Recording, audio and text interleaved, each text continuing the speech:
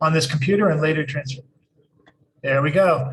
Welcome to Stone Soup Poetry. I'm reporting to you from parts unknown. If you really want to know where I am, you can check my blog later on next week. But from parts unknown, I am here to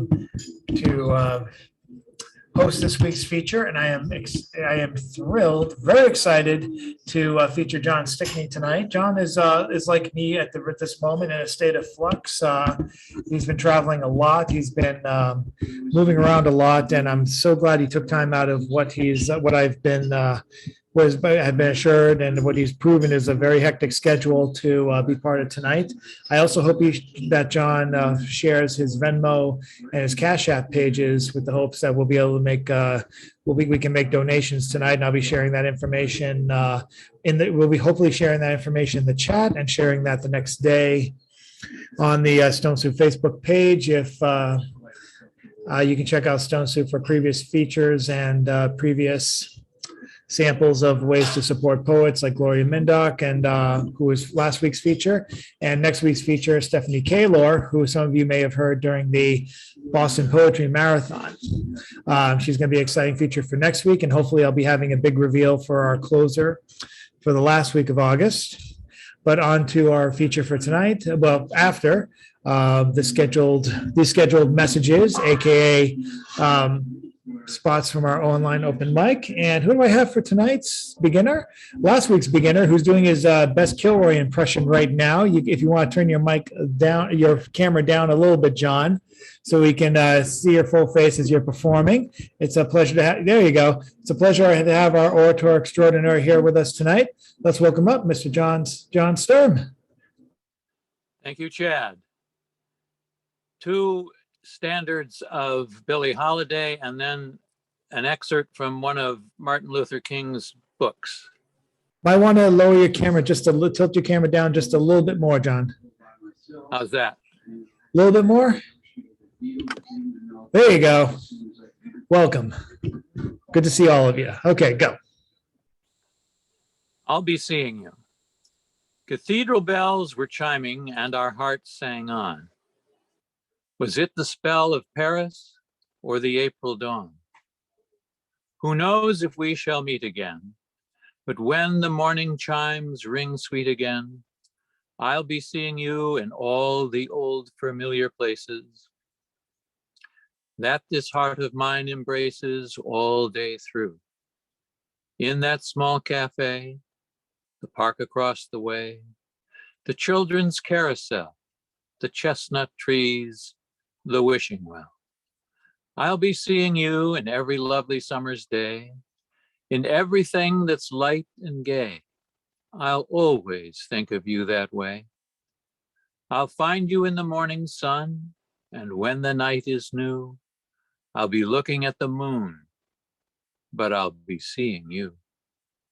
I'll find you in the morning sun, and when the night is new, I'll be looking at the moon, but I'll be seeing you. Blue moon.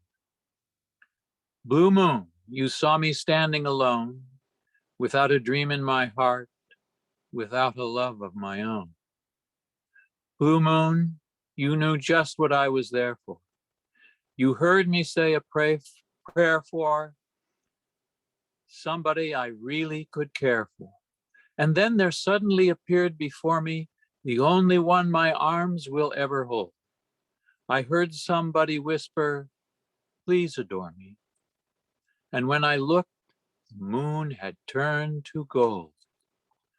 Blue moon, I'm no longer alone, without a dream in my heart, without a love of my own. Blue moon, now we're together. We share a dream in our hearts. We share a love that's our own. And from Martin Luther King Jr.'s book, Stride Towards Freedom, the Montgomery Story. In 1949, I decided to read Karl Marx to try to understand the appeal of communism for many people. For the first time, I carefully scrutinized Das Kapital and the Communist Manifesto. I also read some interpretive works on the thinking of Marx and Lenin. In reading such communist writings, I drew conclusions that have remained with me as convictions to this day. First, I rejected their materialistic interpretation of history. Communism, avowedly secularistic and materialistic, has no place for God. This I could never accept. For as a Christian, I believe that there is a creative personal power in the universe who is the ground and essence of all reality, a power that cannot be explained in materialistic terms. History is ultimately guided by spirit, not matter. Secondly, I strongly disagreed with communism's ethical relativism.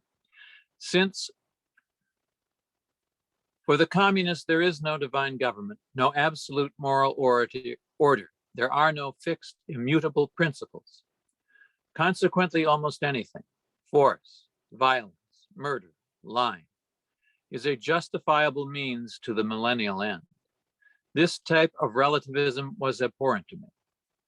Constructive ends can never give absolute moral justification to destructive means, because in the final analysis, the end is pre-existent in the means. Thirdly, I opposed communism's political totalitarianism. In communism, the individual ends up in subjection to the state. True, the Marxists would argue that the state is an interim reality which is to be eliminated when the classless society emerges. But the state is the end while it lasts, and man is only a means to that end. And if man's rights and liberties stand in the way of that end, they are simply swept aside. His liberties of expression, his freedom to vote, his freedom to listen to what news he likes or to choose his books are all restricted. Man becomes hardly more in communism than a depersonalized cog in the turning wheel of the state. This deprecation of individual freedom was objectionable to me. I am convinced now, as I was then, that man is an end because he is a child of God. Man is not made for the state is made for man. To deprive man of freedom is to relegate him to the status of a thing, rather than elevate him to the status of a person. Man must never be treated as an end of the state, but always as an end within himself. So wrote Martin Luther King. Thank you very much, John. Thank you for kicking us off tonight. And let's see who we have next. Oh, I decided to get all the Johns out of the way. Well, except for our feature. But so we're going to go to the theme of tonight's Stone Soup is appreciation for those who have come to us from abroad and joined Stone Soup's ranks via the magic of the Interzumanut. We appreciate all our new friends here at Stone Soup's weekly gatherings. And this next person coming up had a past feature at Stone Soup. So let's bring him up now, Mr. John Weswick. Thanks, Chad. I come to you from abroad, all the way from Woburn, Massachusetts, which must be 15 miles north of where you are. Anyway, last time, Zeus hired private detective Tiamat to find out who was trying to kill him. And several of Zeus's brothers and sisters have disappeared. So Tiamat went and interviewed Cronus, Zeus's father. Cronus puts the blame on Poseidon, who must have killed the other ones and disappeared. And he suggested that Tiamat go visit a Nereid named Dolores, who picks up there. The doorbell sounded and I waited for an answer. Dolores's cabana was at the end of a cul-de-sac surrounded by bronze merchants and falafel stands. A welcome mat with an image of Rhea lay on the step and the air smelled of burning metal. Nobody answered and I turned to leave. Was she at work or maybe on the lam with Poseidon? On the walk back to my chariot, I approached two guys in wide lapel togas. The first had big shoulders and a boxer's nose. The second was wiry and had a scar running from his earlobe to the corner of his mouth. I nodded. Before I could react, the gorilla had my arms cinched behind my back. The scarred man flicked open a butterfly gladius and waved the blade in front of my face. You're a little too nosy for your own good, pal. He was so close I could smell the yogurt and garlic on his breath. Know what happens to nosy guys? He stuck the blade in my nostril and sliced it open. They lose their nose. Next time I'll cut the whole thing off. My nose bandaged and penicillium-soaked linen, I returned to Dolores's cabana after midnight and jimmied the lock. It was dark in the hallway. After determining the only sounds came from local metallurgists beating plowshares into swords, I lit a portable oil lamp. Images of porpoises cavorting with naked women decorated the walls. It must have cost a pretty drachma to hire an artist of that skill, something a single girl couldn't afford on a Nereid salary. A half-eaten spanakopita lay on the kitchen table. It was cold, but that hadn't spoiled the ants' appetites. I opened the door to the bathroom and found her. Her naked body floated in the bath. Her breath was still, and I regretted not having 2 coins to place on her eyelids to pay Charon's fee. Something glittered on her cheek. I knelt closer and saw that it was a fish scale. I retrieved it and stowed it in my pocket. Well, what do we have here? Torchlight filled the room. A stocky man in a wide-brimmed hat stood with his hand hitched in his belt.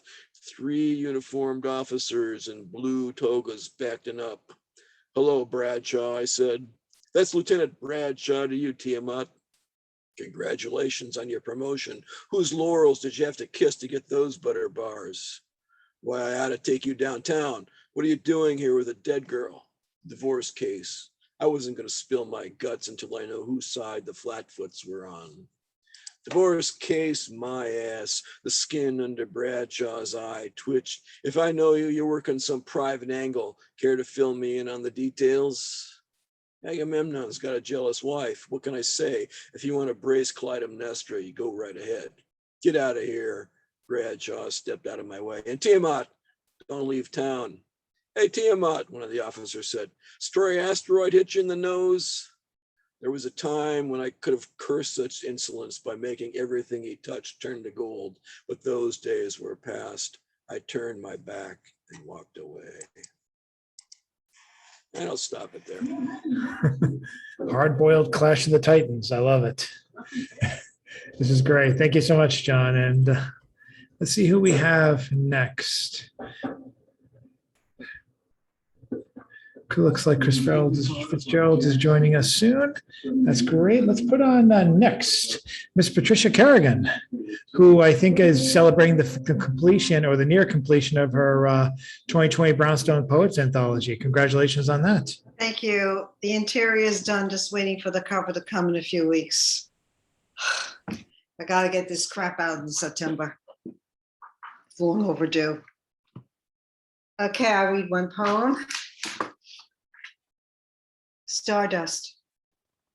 As a kid, the daughter listened to Nat King Cole, believed every word set to music. Her mother would be dusting, listening, forgetting what marriage did to her.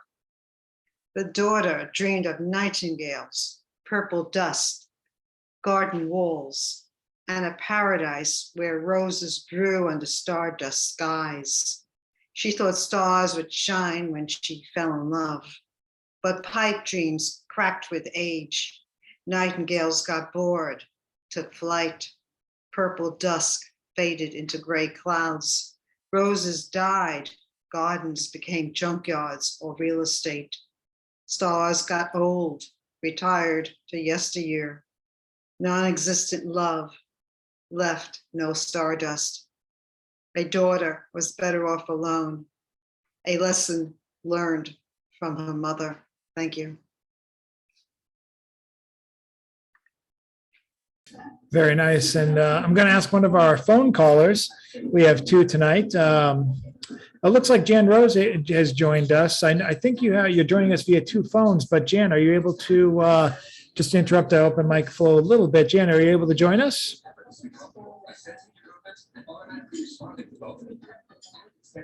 I might have to put that as a no. Well, maybe later, but I will. Oh, Jan, are you there? Jan or Jim?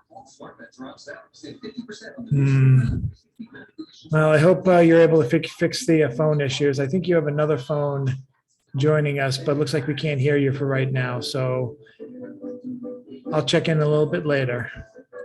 But for now, let's have this one of our first people joining us by phone join us by pressing *6 to unmute themselves. Up first is Nancy Dodson. There you go.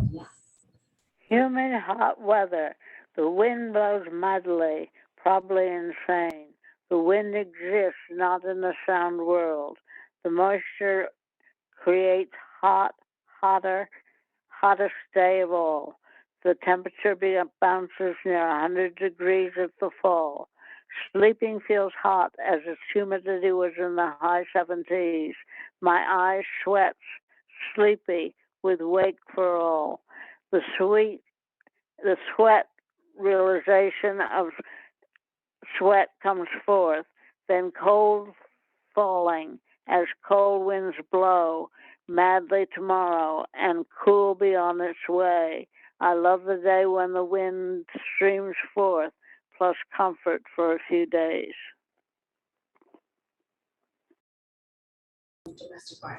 Thank you, Nancy.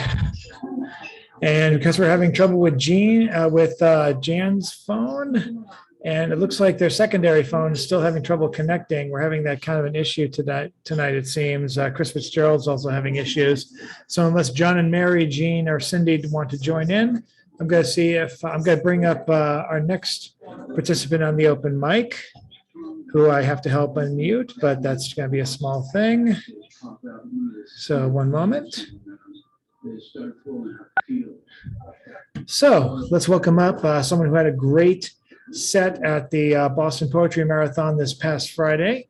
I'm sure everyone who was part of the Poetry Marathon had a great set, but I had hand in helping facilitate hers a little bit, just a small piece. Let's welcome up Carol Weston. Hi. Hi, Carol. When I was teaching, I was interviewing the man who put together the bones at the Harvard Museum of Natural History for a talk I was to give to the 3rd grade on dinosaurs. Then I asked him about the jawbone that he had found in Kenya, which I had read about in the paper. He put a replica into my hand. My jawbone of 5 million years, you are my origin of speech. When I hold you, it is as if I fall through the floor.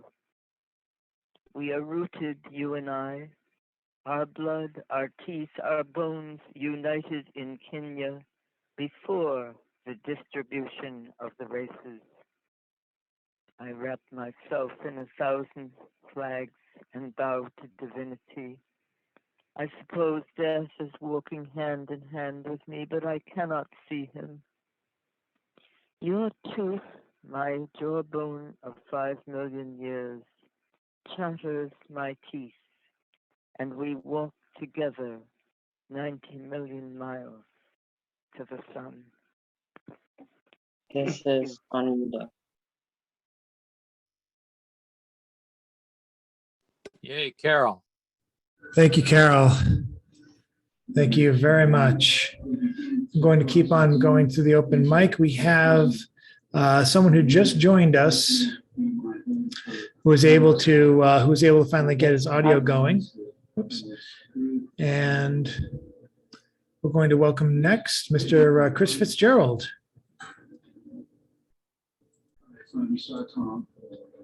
Who hopefully can unmute himself. Chris, are you there?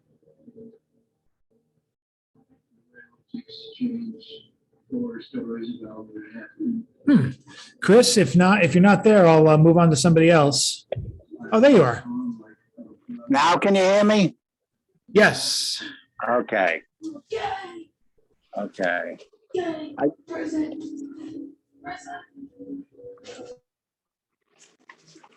All right, I just want to clarify something I did last week. This is a little bit longer on that particular thing. and it's just one letter, one page. And then I'm going to do my Polonius piece. My family's been here for 150 years. My father's family, my mother's family's been here for 120 years. And before that, they were in Ireland, and England first invaded Ireland, of course, 1169. So that's why I get such a big fucking joke out of Churchill talking about the Russians being imperial predators 1 year in. I mean, for 700 years. Okay, but anyways, this is a letter of introduction for the 5-page literary work that follows. The whole world is a stage. My ass, Shakespeare. It's about the American experiment and the pathetic attempt by 3 crown clowns to sabotage the American experiment. Not one of them had anything to bring to the table. Shabby, shallow, and shitty. There was not one honest moment between the 3 of them. All 3 were proponents of the big lie, the original one. The 3 are John Wilkes Booth, Winston Churchill, and T.S. Eliot. I mentioned Auden Pound in the first line with Eliot. They also benefited from Churchill's Fulton, Missouri speech, the most ungrateful, monstrous speech any human being ever made. 500,000 Russians died of starvation during the siege of Leningrad. England, France, Germany created Adolf Hitler. Russia had nothing to do with it. Hitler always thought Imperial England was going to join him in defeating the Russian peasant horde. Though I've beaten you and flayed you, by the living God who made you, you're a better man than I am, Gunga Din. I know what you're wondering, Gunga. Why didn't I mention the time I pissed on the right leg of those new white trousers that your mother had bought you for a birthday present? The Queen doesn't like the piss word. I hear she can't stand it. She'd take the middle finger any day of the week. It's Monday. Here's the middle finger. All right, this is my Polonius piece.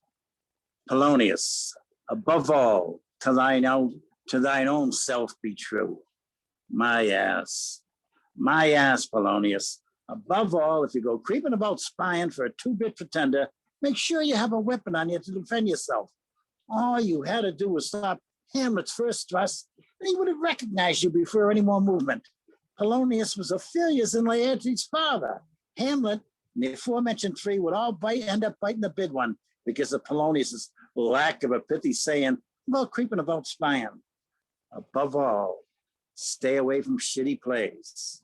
Above all, be honest with the person across from you, and your creeping about days are over, and don't be surprised if you don't come up with new pithy sayings every other week. Above all, you gotta accentuate the positive, eliminate the negative, latch on to the affirmative, and don't fuck with Mr. In Between. And this last one is 1 page too, and it's a longer piece, but I like this page. God lives in the ever-present moment. Prose writers seem to live inside of yesterday's stories. That's why I consider them bagmen for the camera people. Snap, snap here, snap, snap there, snap, snap here, snap, snap there. The future should always smell of fresh air. That's the territory the poet explores. Yesterday, let it go, let it go, let it go.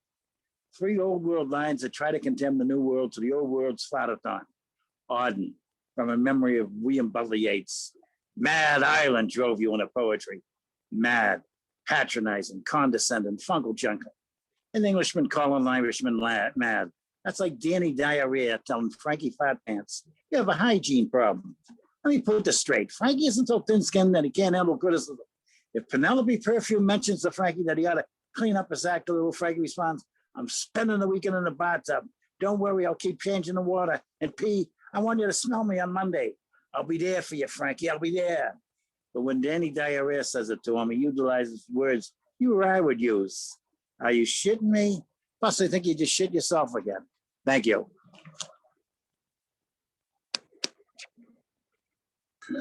Thank you very much, Chris. And I haven't been able to get in touch with Jan or Jim. They are, of course, welcome to interrupt me and dispute that, but unless I'm able to hear from them, I'm going to go to the person who seems to be the last one on the open mic, and then we will. Oh, Yes, and I was actually going to segue to you, Tim. Yeah, I definitely put you on for the list. So without any further ado, I should definitely thank this person for helping me meet a plethora of people just from one single appearance on the as a feature on the Dyer literary series, which has been going on as a Zoom series since the pandemic, almost since the pandemic started. And I owe him a lot. I have his poems 2020 book. They're reading from my little vacation away to parts unknown. So I'm going to be letting him know how I feel about that book. I've been enjoying it so far. But for now, let's welcome up Mr. Timothy Gager. Thanks, Chad. I'm going to read a piece of flash fiction I wrote this morning. She doesn't exist. Have you ever had a dream featuring someone you've never met or heard of, but exists in real life? I was at an art gallery. This person was the central character in all the paintings, drawings, etchings with Cheshire teeth, a caricature. Her mother drew her, painted her, etched her. She was at the opening, sitting on the windowsill. We talked as if we've known each other for years. I've had some other lovers and I'm involved in a light affair, she tells me. Her mouth is beautiful. I tell my own mother I just met the woman in the paintings, the drawings, the etchings. In my dream, I know her name. No one is named in my dreams. And we became lovers and rode the Ferris wheel before she raced off in the dust of the fairgrounds, the sun not yet to go down. In the morning, I Googled the name in desperation. It was the only way to see her.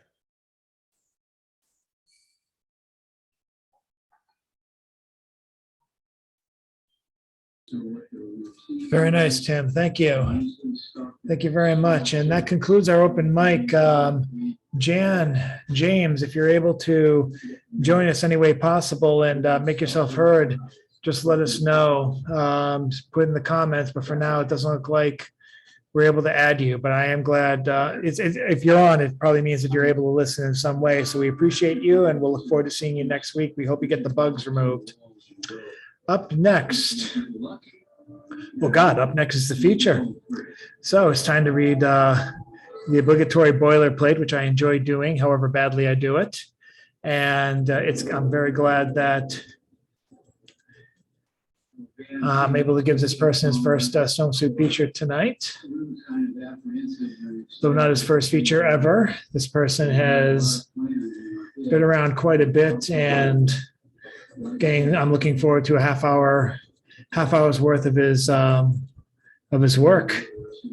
So, or I'm sorry, about 20. I say 20 minutes. Actually, everyone, the funny thing is that people have been asking me, unsure. People always go, Chad, I'm not sure how long I can read. I'm really nervous. How long should I go?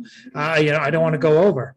And a couple of these people have asked me this, and I go, well, shoot for 20, even 25 minutes, and I'll do it. And every person who's asked me has gone a half hour or over, and no one complains because it's an amazing feature. So I 20 minutes is a magic word, but I guess I'm cheating, expecting more. But if you don't have more, that's fine. Glory gave a beautiful feature with only 20 minutes and an encore. But I love how saying 20 minutes is like a magic word, and they just cut loose anyway. But everyone's a little different, and I'm so glad to have this next person for however long a time. Mr. John Stickney has been a poet and writer for 40 plus years, first in Cleveland, Ohio, now in Wilmington, North Carolina.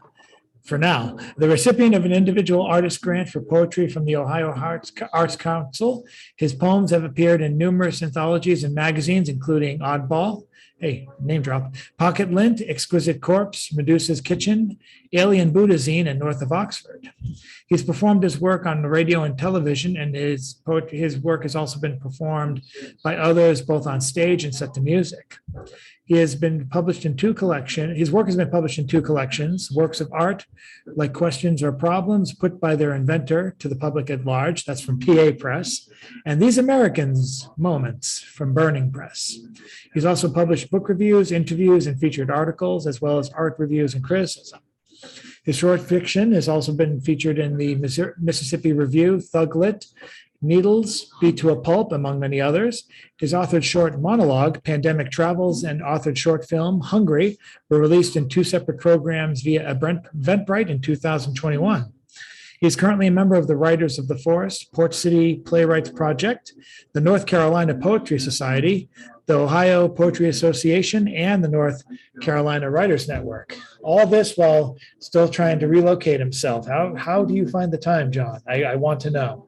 I'm very envious of his output and his drive and determination. He's been everywhere, and it's as far as Zoom calls go, he's made new friends wherever he's been. And I'm glad to have him here. I'm glad to shut up and let him have all the words now. Ladies and gentlemen, put your hands together virtually on video for Mr. John Stickney.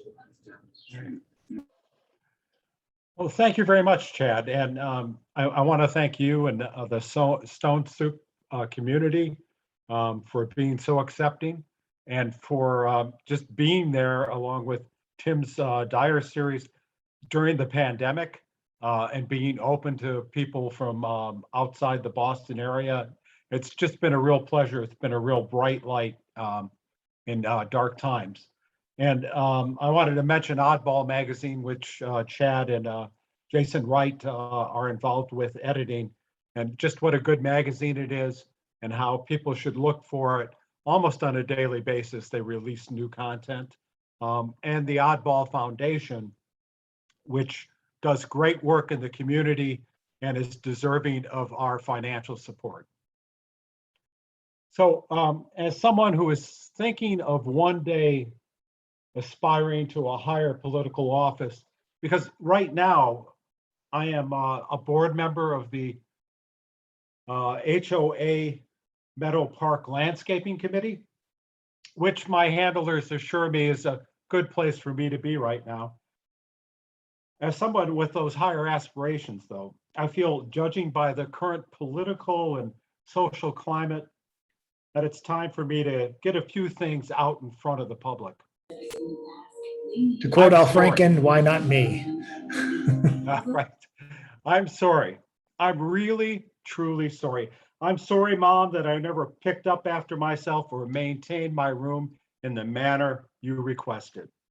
I'm sorry that I copied off of Jimmy McCracken's spelling paper in the 5th grade, specifically Unit 12, in which Jimmy misspelled the word impossible.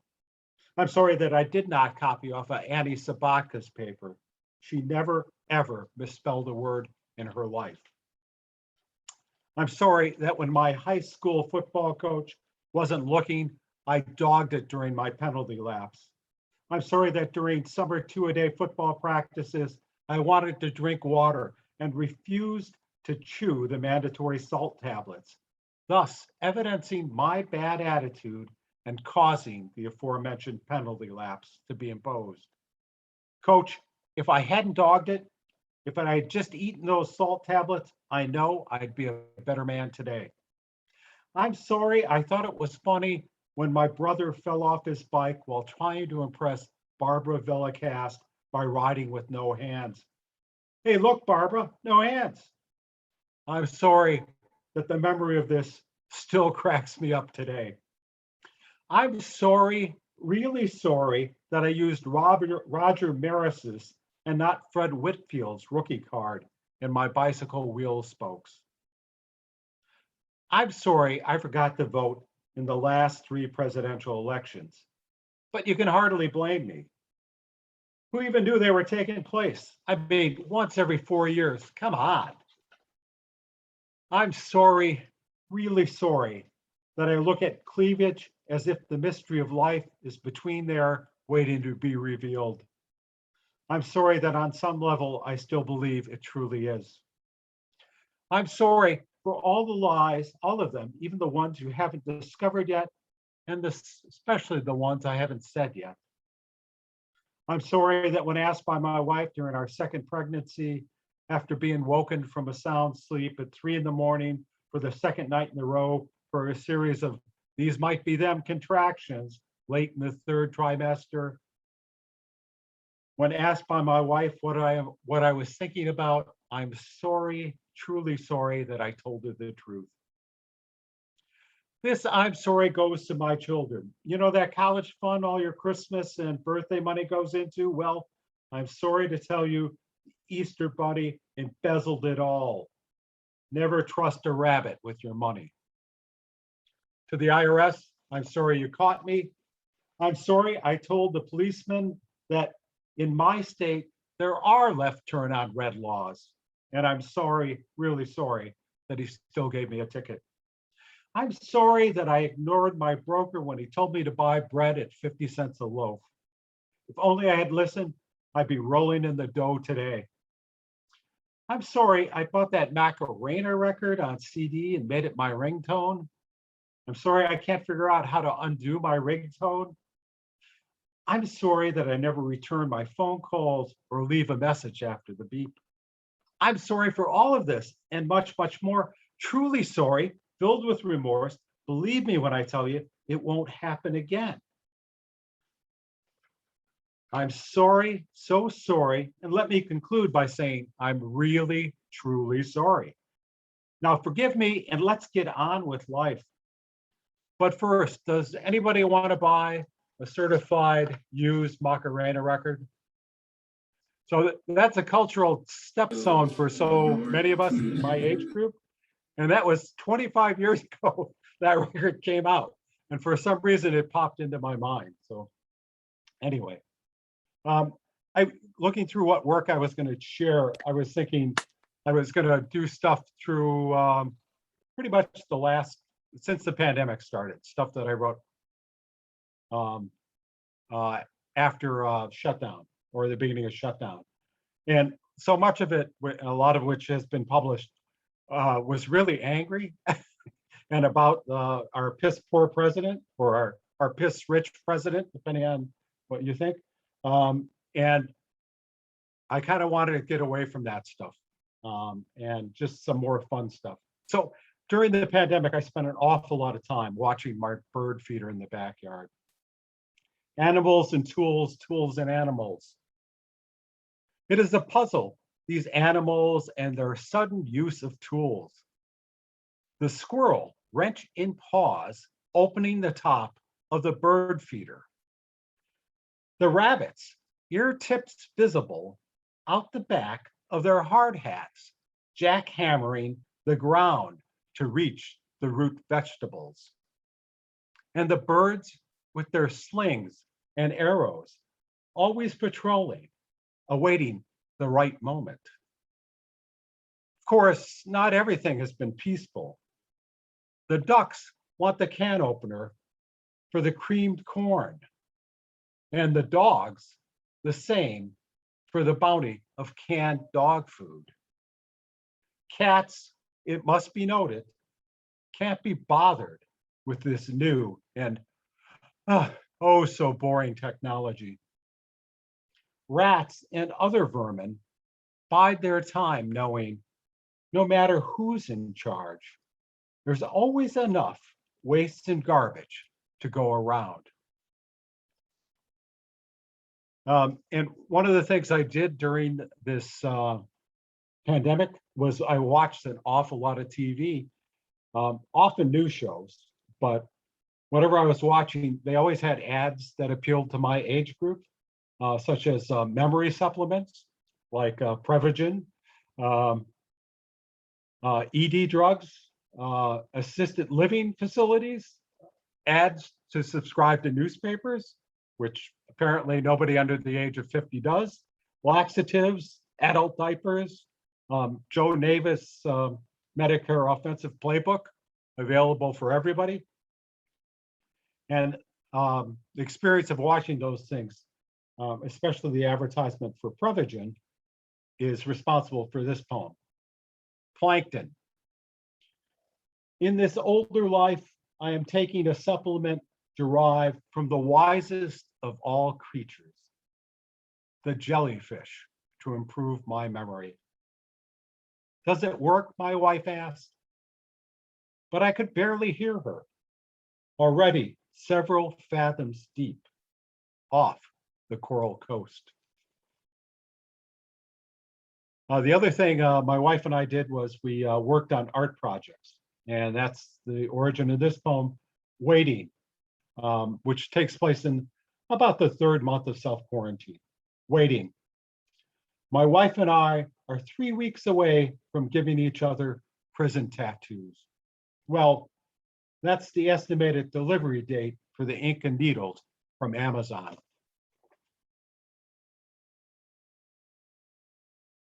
Try to do was I made sure I got out a lot and ran the, much like Tim, I tried to run. And I was running the path at the Brunswick Forest Dog Park, just down the road. And actually this picture in my background is taken there. During COVID, we lost my brother-in-law, who was just a terrific guy. And we also lost my dog, who usually accompanied me on these trips, Pirate. And Pirate, I wouldn't say he was my first reader, but he was definitely my first listener. So, running the path at the Brunswick Forest Dog Park. It's early, the sun up, but the heat still down as I plod along, running with a 25-pound internalized pack strapped in my middle. Turkey vultures, sensing a potential payday, circle above, along the border, and wait, betting on time. Around me, the morning picks up. A carpenter crew at the new build across the street begins pounding the day away. Landscapers armed with edgers, trimmers, blowers are already at it, ruining any hope of silence. Dogs begin walking along my route, dogs on their way to their unleashed but caged freedom. As I pass, I watch the owners. So I warn the owners so they might tighten their holds. The dogs may sense some large but wounded prey, namely me, which could be worth the effort. Small dogs are the worst. I know because my dog, Pirate, is a small dog. Bark, bark, bark. Yap, yap, yap. Bark, bark, yap, yap. Only 2,500 more yaps, steps to go. One of the things that a lot of people experienced was the what I guess we would call the pandemic freshman 20, much like your freshman year in college, only was your freshman year in the pandemic. I'm sure we're going to have 4 more years of it. So look to the sky. Because the mice escaped the lab with the ability to control similar sized minds, they roped themselves to the backs of ravens and plan an aerial assault on your cupboard filled with Cheetos, cheese curls, Cheez-Its, cheese nips, cheddar bunnies, and those cheesy, toasty goldfish.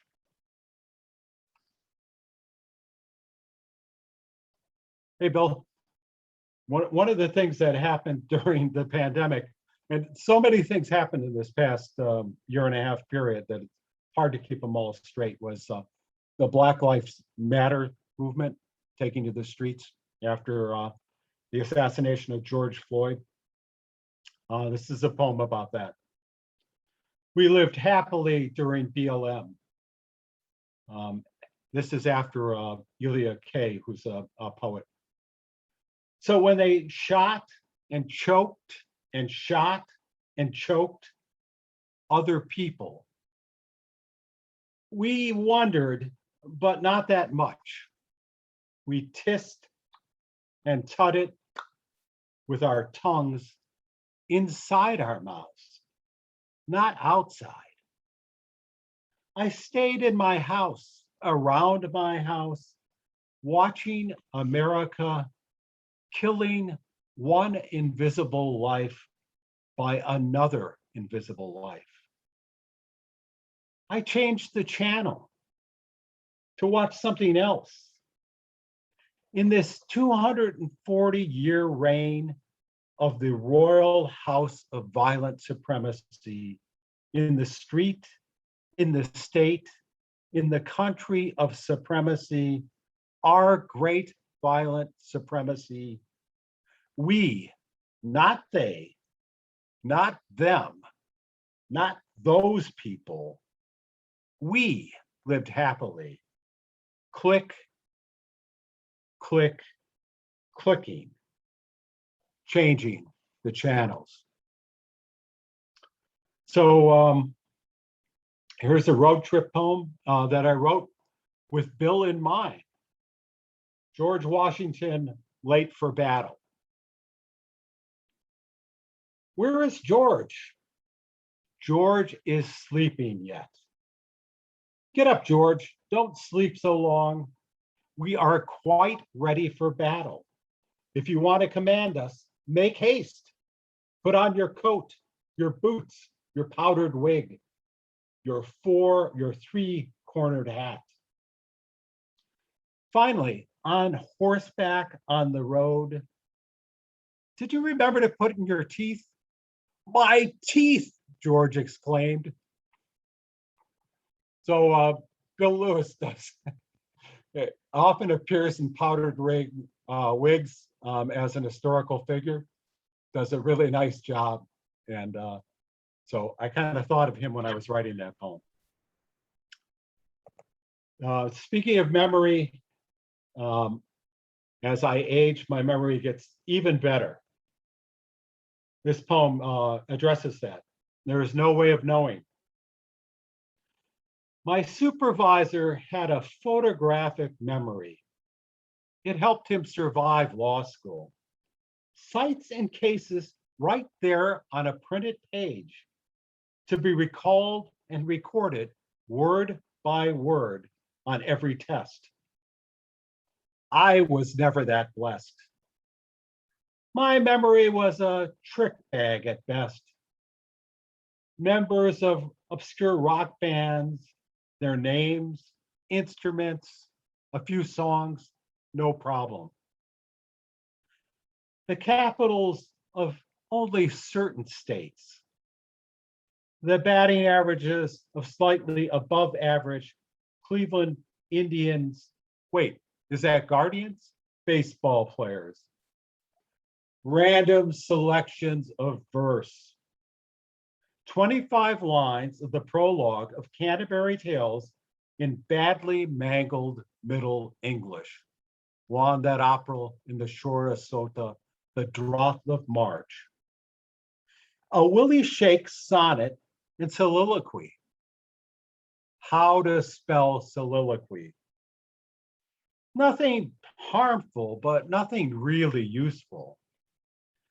Over time, my memory has become merely photogenic. When I search my data banks for an answer, there's usually a smiling figure found there, hands up in a gestured shrug, or a good-natured guy winking, the cartoon balloon captioned above him reading, "Guess you're a dumbass." At least, not yet. It is not a 404 error message page. You know, I'll take good-natured over blank stare any day, even today, whatever the day of the week, or the date, or year it may be. All right, so one more poem, another road poem. This one has a couple of references that I may need to explain. There are a few cultural references in this piece. One, Maceo Parker. Maceo Parker is a Kinston, North Carolina-born saxophonist who first came to prominence playing in the backup band of the hardest working man in show business.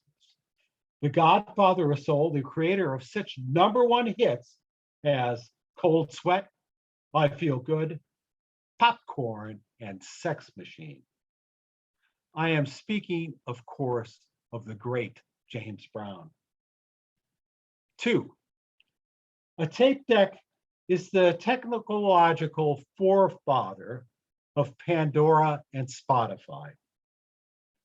3, the Jack and Neil who are in this piece are the very real Jack Kerouac and Neil Cassidy. Their own road trip was memorialized in the beatnik flavored novel On the Road by Jack Kerouac. This road trip is called Station Wagon Living.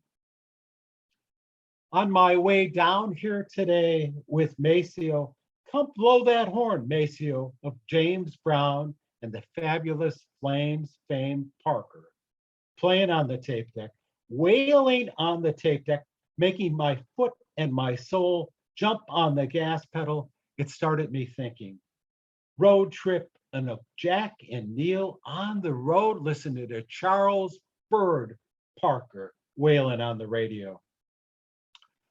Only they probably weren't in a white Toyota station wagon, which really does show dirt, contrary to what the salesman, a true convicted felon, told us. And they didn't have their wife sitting shotgun, monitoring the sounds, the speed limit, and turning down the sound. And they didn't have 2 kids in the back seat, pausing in their ongoing battle. He's touching me. I am not. She's looking at me. So what? I'm allowed to look. It's a free country. No, it isn't. Just ask Dad. Pausing in their ongoing battle for waves of nausea. I'm going to be sick. No, I am. I'm going to be more sick. That's sicker. No, you are. Because the orange flavored Dramamine ran out and they can't swallow the unflavored pills, even though they've been crushed to microscopic size. And you'd swear you've seen them swallow sandwiches whole. Anyway, I'm thinking about Neil and Jack, though I don't recall them seeing this many orange barrels on the road. And I imagine Jack saying, are we there yet in the twilight of America? Are we there yet in the railroad earth? Are we there yet? And if not, when? And Neil replying, we're almost there, just a while longer. And Jack, are we there yet in the subterranean catacombs of the mind? And Neil, we're always there, man. Here is there.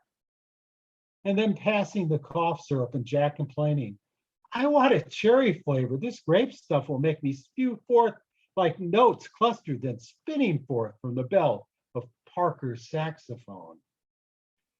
And later, Neil, I thought I told you to go, man, go when we stopped for gas. And it's lost. And I'm lost. I'm fumbling for the radio, for something to bring me back. Like all the soft hits of yacht rock, crisscross. Something like the classic rock of Zeppelin or Pearl Jam or The Clash or the AR album-oriented rock of yesterday.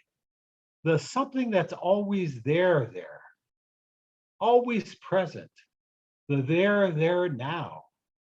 And I am there in station wagon living, driving down the heart of America, driving down here now, driving down here now. Thank you very much. Appreciate it. We had a original plan of going to Mexico. Thank you so much, John. That was fantastic. I'm going to link a website to all your books available later, but I will repeat with you and talk to me in private over. That's chat. okay, Chad. They're all out of print. They're Okay. out of print. I would prefer that any notice goes towards the Oddball Foundation. I will. I did put a link up into the chat, and if anyone's interested in full disclosure, I am a member of the Oddball Foundation. However, the chances of me seeing any of this money is very nil, but we hope that you will support the foundation, or at the very least by reading and sharing Oddball Magazine and getting our name around. We became a recognized nonprofit last year, and probably the worst time to be recognized as a nonprofit, but we're doing the best we can, and we're starting to make inroads. And Jason is, of course, doing his best to spread the brand around as much as he can. And any support that you can give as a contributor, as a supporter, as a reader, or even as a donator is very appreciated. Let's see what we can do now. We just had 2 brand new additions to the open mic as John was reading. And I know one that might want to be closer to the open mic. Sadly, it looks like James Van Boy will be skipping out tonight, but would Linda and Bill be interested in reading? I can see your heads, so if you want to nod. I grew up very close to it too. Or say yes. Bill says yes. Yeah. Linda, what do you say? I'm known for him to be associated with wrong people. I would do it, but I gotta check. I gotta check for something. I just walked in the door. Fair enough. I'll let you check. I'll let you Have you check. do it like? Have you had any open mic yet? We have an open mic before the feature normally, so you two would be our closers. So I'll go with All right. Bill first, who is in a backdrop so good it looks like it was pasted in from Zoom.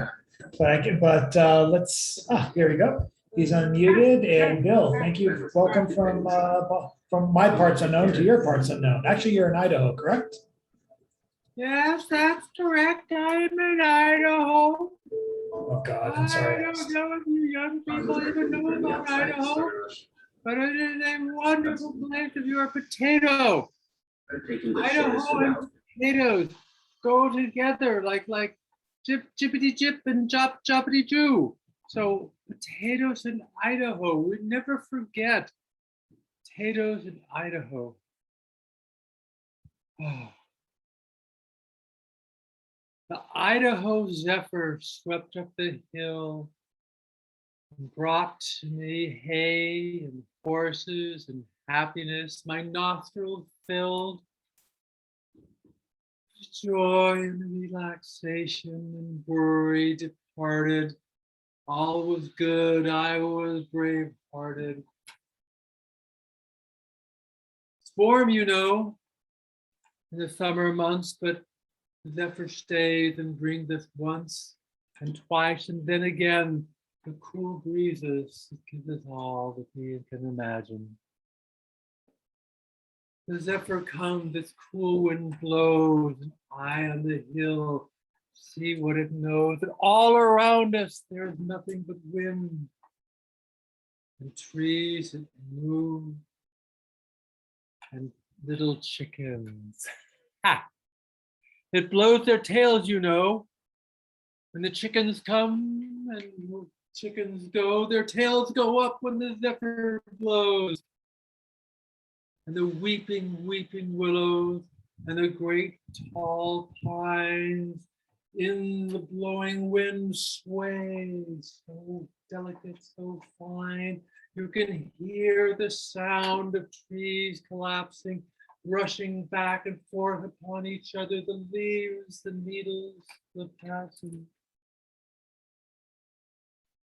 The morning zephyr blows cool wind before the heat of day, and I on my hill of wheat am content to say that this is all that one could ask for such a lovely Idaho day. Let the wind blow and I'll relax and take my leave and take my axe. Fare thee well, my friends, I'm gone. The wind is taking me along. I'll see you later, I'm sure you know. Don't do what I would do. Don't go.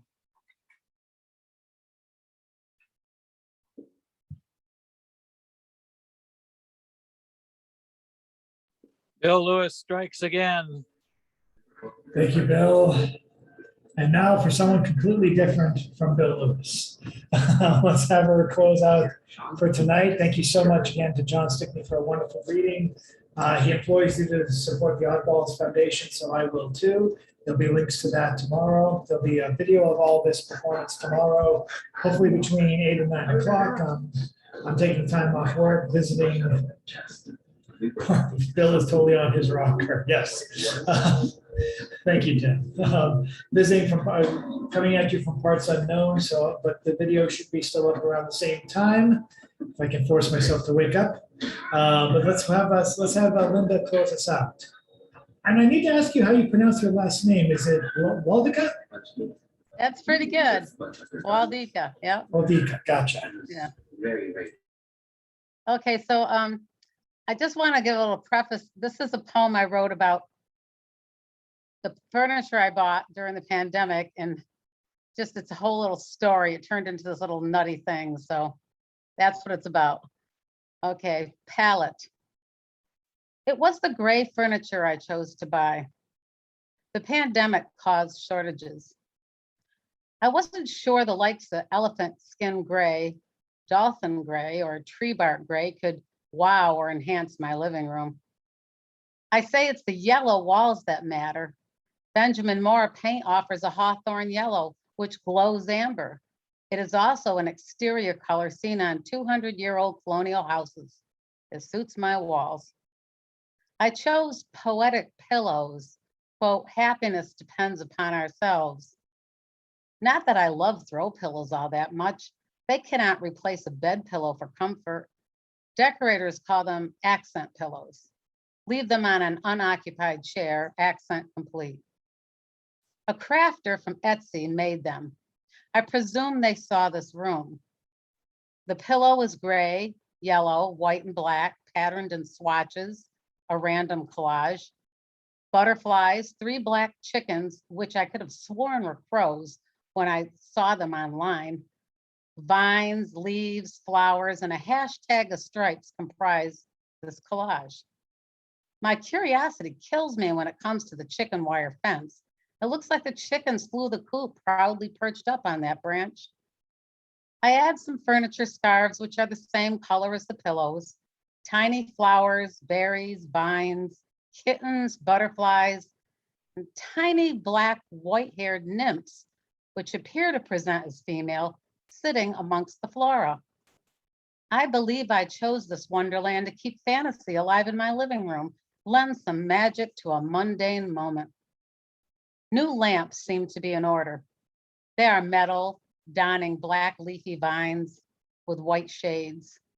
I imagine the cats and nymphs will someday escape their lair, hoist themselves onto the vined lamp, sit pretty grinning at me like the Cheshire Cat. Then they'll swing off the lamp, plop into my cold drink. I imagine them talking gibberish while swimming in my iced tea. That's it. Thank you so much, Linda. You're welcome. So glad to get you on the open mic here. Yeah, I'm so sorry I'm so late. I didn't expect to be this far in. Not a problem. I'm glad you got to hear some of John, and you can catch him tomorrow when I post the video on YouTube. And of course, you can catch yourself, as this is an ongoing living document to testify for Stone Soup as we continue through our 50th year and hopefully figure out what the hell we're going to do in the next couple of weeks because of the pandemic and the Delta variant. I'm very undecided, but I'm glad that we still have this going forward, and I appreciate you all being here tonight. Next week, we have Stephanie Kaler, who is a New York-based poet living in Brooklyn currently, who is pursuing academic studies and publishing an array of subjects that I thought were pertinent all the way back in April. That's what I'm hoping to do for the last 2 weeks of April, is get some very pertinent voices who I've wanted to get on to the Stone Soup feed since April, when some of the insanity kicked up a notch, as it could be kicked up a notch from January 6th, but you get my point. But more of that. No impertinent voices, Chad. There'll be some impertinent voices. We'll hopefully maybe some pertinent too. We'll get some disgruntled voices, and we'll get some gruntled as well. I thank everyone for being here tonight. I thank especially John Stickney. I will find your work, and hopefully I'll find it not on Amazon, and one of the many used book people is trying to sell Stone Soup journals from the 80s for like $5.50. And I hope you guys are back next week. I'll be back in my regular home away from Parts Unknown. If you want to know where I was, just check out my blog next week. I don't want to televise it here, but I will show it in some blogs that are more exclusive boutique. And okay, maybe I'll share a picture, maybe I'll share an undisclosed photo from on Facebook. But at any rate, thank you all very much. We'll do the obligatory wave to John, to you, and to our audience, anyone watching this less than 12 hours from now on the YouTube channel. And we hope to have Jan and James back. I left the last 2 slots open for you, and we'll leave them blank when I post the Stone Soup Crouton poem on Friday. Hope to have you back next week. Hope to have you all back next week, and hope to have Ethan Mackler and his Garage Poets band perform for us at some point, preferably live, but at some point. Again, thank you guys very much. It could be great this week. Every week, all we need is you. Signing off. Have a good night. Good. Or as the Zoom lady's going to say, second now, goodbye.